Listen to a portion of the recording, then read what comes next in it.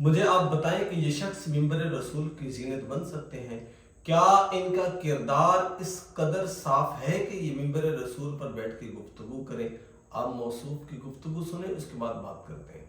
اجتماع ہوا اور اس میں عالمی خطیب کے ساتھ جو حشر ہوا، اور پھر عالمی خطیب نے جو آگے سے جواب دیا، ماشاءاللہ اس نے صاف کہہ دیا جیسے ابو جہل پہ عذاب آیا تھا تم پہ بھی آنے والا ہے۔ مطلب عقیدہ وہی ہے، اور تم بھی اللہ کی گرفت سے بچ سکتے نہیں۔ اور اس نے صاحب کہا ریونڈ والو تم منافق ہو، تم ظالم ہو۔ کس نے کہا ہے؟ اچھا ہم تمہیں بتائیں تمہاری غلطیاں تو پوری دنیا میں ہمیں بدنام کر۔ اور وہ طارق جمیل اب کہہ رہا ہے ریونڈ والو تم منافق ہو، تم ظالم ہو۔ اور اس کا بیٹا کہہ رہا ہے کہ یہ اللہ رسول کی طرف دعوت نہیں دے رہے، اپنی طرف دعوت دے رہے۔ یہ وہ دعوت تبلیغ نہیں۔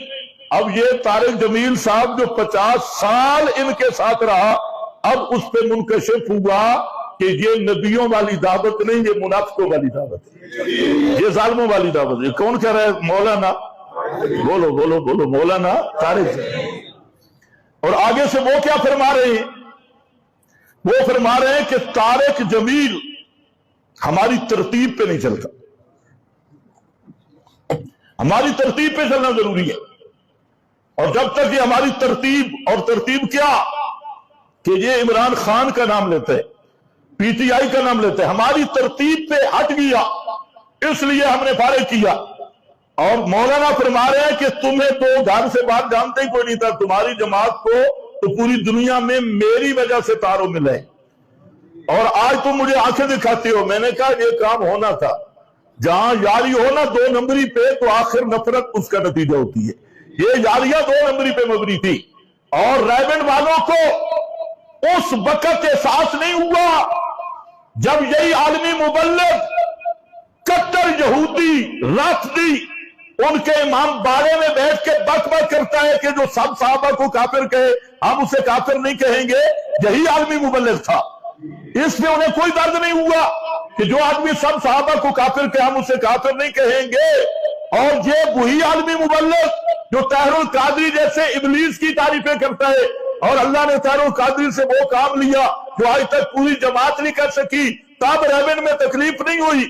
اور یہی درباروں پہ جا کے عرس پہ کھڑے ہو کے اور درباروں کو غسل دے کے اور پھر اوپر اعلان کرتے یہ ہے نبی، ہے غیر بتلانے والے، ہے غیر بتلانے والے۔ یہ قرآن پاک کی تحریف کر کے تب ریونڈ میں تکلیف نہیں ہوئی، اور سارے رافضیوں کو گلے لگایا، ریونڈ میں تکلیف نہیں۔ حضرت یوسف پیغمبر کی توہین کی اس ظالم نے، لیکن تب بھی ریونڈ میں کوئی تکلیف نہیں ہوئی۔ انبیاء کی توہین کی، ریونڈ خوش ہے، اور صحابہ کی توہین کی، ریونڈ خوش ہے۔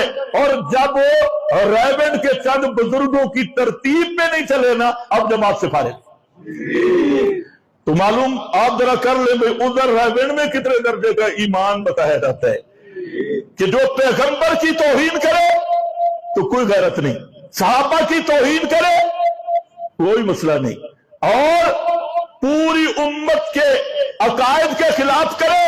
اور جی شیعہ ٹھیک کہتے ہیں من کن تو مولا ہو، قاضی مولا ہو، شیعہ ٹھیک کہتے ہیں۔ اور کربلائی مولائی بن کے واقعہ کربلا رافضی ذاکروں سے بڑھ کے جھوٹ پہ مبنی وہ داستانیں پڑھے، اور 4 کے 5 منٹ پہ کیا ہوا، زور کے بعد کیا ہوا، لیکن ریونڈ کی غیرت نہیں جاگی۔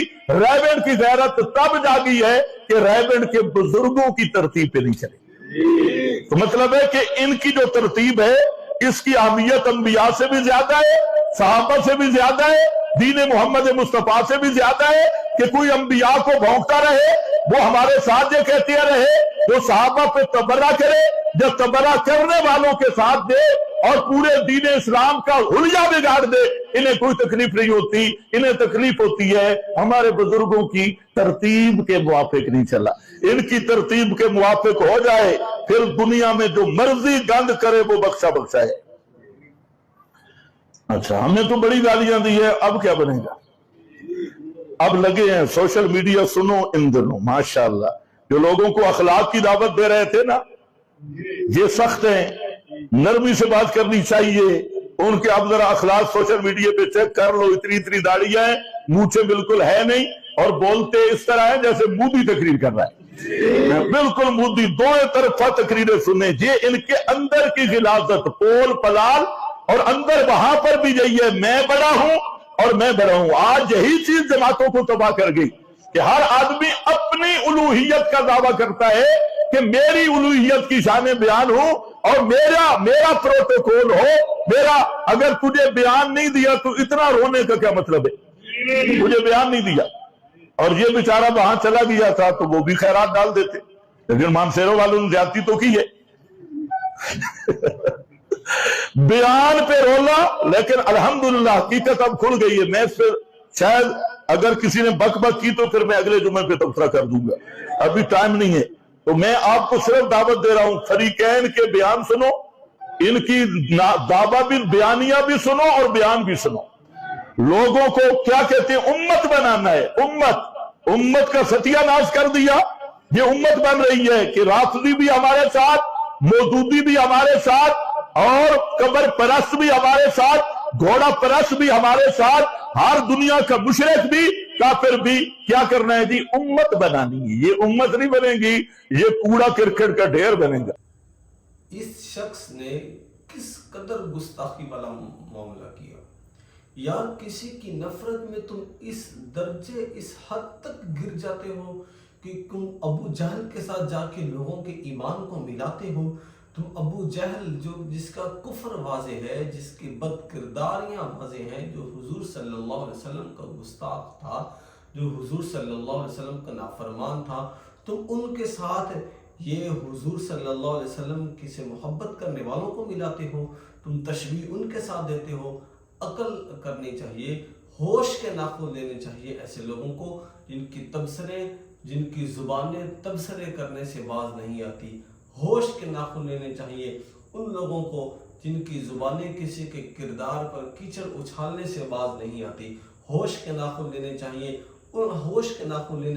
ان لوگوں کو جن کی زبانیں کسی کے خلاف بک بک کرنے سے باز نہیں آتی۔